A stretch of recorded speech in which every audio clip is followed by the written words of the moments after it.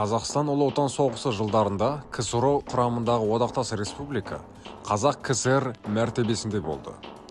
Сондықтан 1941 жылы 22 маусымда нацистік Германия әскерлері Кеңес одағы аумағына басып кірген сәттен бастап соғысқа қатысты. Қызыл армия қатарына КСР армиясында қызмет еткен 178 мың адамның қатарына қосымша 1.200.000 қазақстандық шақырылды. Олардың 600 мыңнан астамы соғыс майдандарда қаза тапты.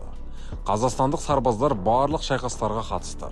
100 мыңнан астам қазақстандық Кеңес одағының жауынгерлік ордендері мен медальдарымен марапатталды. Ал 500-ден астам адам Кеңес одағының батыры атағын алды. Әсіресе Қазақстанда құрылған генерал Панфилов басқарған 316-шы атқыштар дивизиясы ерекше көзге түсті. 16 қарашада Панфилов дивизиясының ротасы шайқасқа қатысып, ол шайқас Ұлы Отан соғысының аңызына айналды.